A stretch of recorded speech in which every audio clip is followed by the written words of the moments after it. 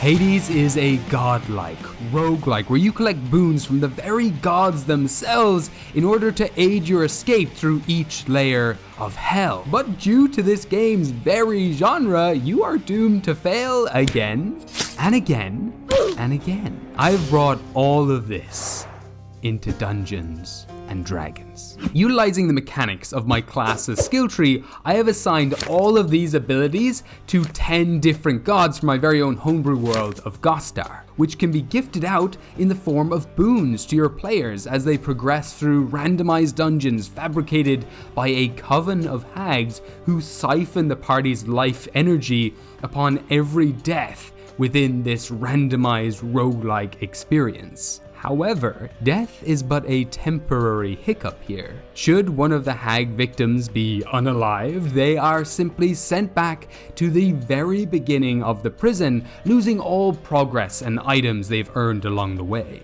With each death, the hags themselves grow more powerful, ascending at such speeds that it's made the very gods wary. And so, though limited by arcane repelling sigils made by the hags, the gods manage to occasionally reach out to the party and bestow them with minor boons to aid in their escape. But of course, this has been the hags' plans all along. Now, with each failed attempt, the hags siphon away powers from the very gods. But what for? Why would they need such vast amounts of power? That is what this adventure is here to solve, as well as offering almost a limitless replayability with randomized dungeons and rewards from 10 unique gods, terrifying shopkeepers, and talented smiths. Players have countless ways to level up and grow in power, but will it be enough? Imagine every experience is a gritty, desperate scrap for survival, but with each victory, the players will gain gold, experience, and other loot, as well as being able to harvest materials from the fallen foes, which they can take to any smithy and transform them into items or improve their pre-existing gear. I've designed this adventure in such a way that any DM can pick it up and run it straight away just by using all the randomized tables here. And with the sheer amount of randomized potential in this game, your players are guaranteed never to experience the same run twice. But at the same time, that's not to say they won't be able to easily plan and improvise with the hands they're given. And if all of this excites you, if this interests you, consider liking the video so far and sharing it with your D&D group if you think they'd be interested in this. This module or adventure works with a randomized room mechanic where the party will be presented with 2 doors per stage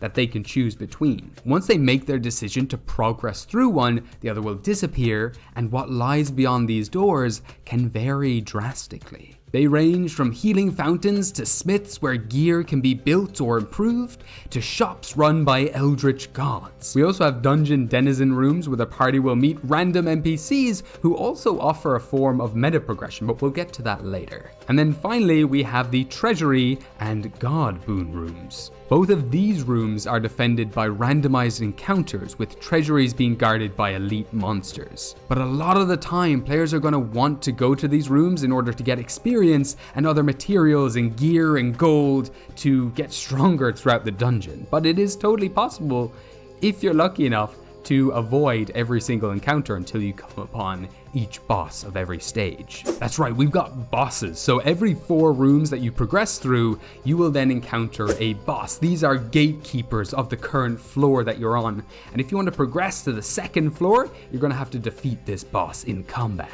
And obviously, these battles are incredibly difficult encounters, so you're going to want to prepare for these bosses before you go up against them. In this document, I've included many samples of different encounters that you can use, but DMs, I implore you to make your own. Take the time to create encounters that fit and suit and complement the players and the party, so that you can have more of an experience with this. These are very generic encounters, but I've given them here so that you can either pick them up real fast if you're stuck in a pinch, but also they give you a nice reference to how the combat should roughly be per stage, per floor. But obviously there should always be a great chance that the boss will decimate the party and wipe them all out. But death works a little differently here in this adventure. The party shares 3 lives between them, and anytime a player goes down to 0 hit points, they use up a life and they are brought back to life at half hit points. And once you lose all 3 lives, the entire party is instantly wiped out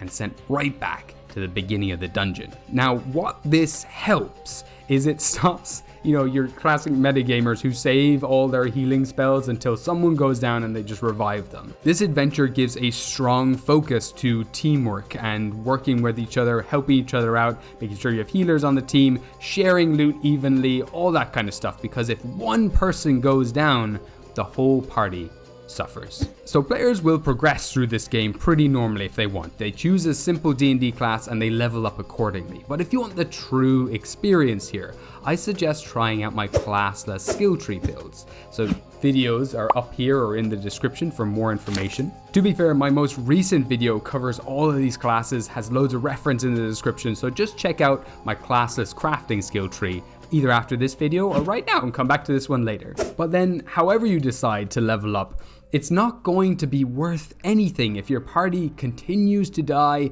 and continues to lose all of their loot and experience over and over and over again. And that is where meta progression is here to help you out. So I believe in most roguelites, so that's right, I lied earlier, Hades is actually a roguelite, not a roguelike, but in most of those there is a form of meta progression. This is essentially a form of improving and strengthening your character overall outside of the main run, so each time they go back into the dungeon, they're a little bit stronger. In Hades, for example, this is done through Nyx's Mirror of Night, where Zagreus can offer up darkness, an in-game currency gathered throughout each run to gain permanent buffs and changes to his character. Additionally, he can offer up Titan Blood to his starting weapons to increase their power or alter their forms. And then lastly, he can offer up gemstones to alter the very dungeon itself. But to avoid having too many resources and complicating this thing all too much and adding way too much bloat,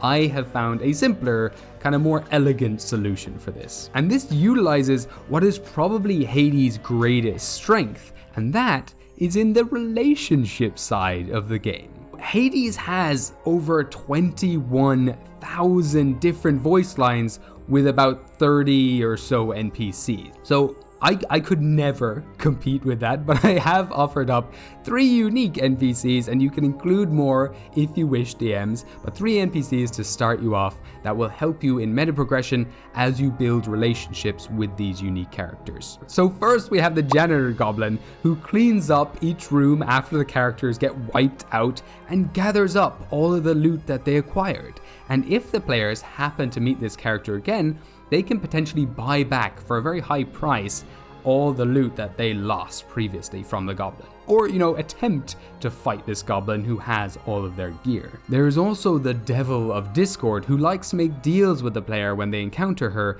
and she can offer up any boon they desire. However, it comes with a strong curse, and I've listed a bunch of different curses that you can give your players, so have fun with that, DMs. And then finally, we have the Freedom Fighters, who are a lovely bunch of knights who are trying their darndest to make this place as livable and tolerable as possible. So every time you meet them, you can make a donation, and they'll use this money to improve the home base where you respawn in after you lose each run.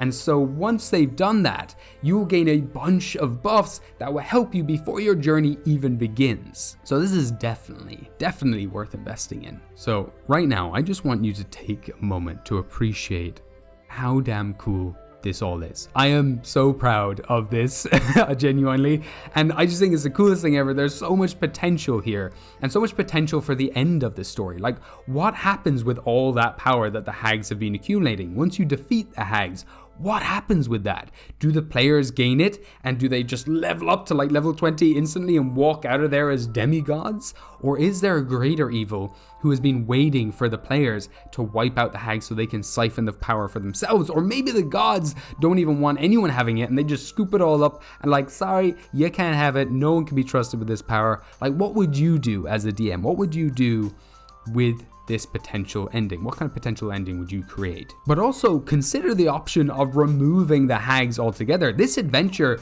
could be used also as a stand-in for any moment you accidentally TPK the entire party and they need to now get through hell or heaven to get back to their bodies. Use this adventure for something like that. There's just so much potential here and I'm so proud of it. You could use this for a one-shot. You could use this for an entire campaign. Just make the dungeon even bigger. Make the fights even more difficult. Each floor increases in difficulty exponentially. Add more meta progression.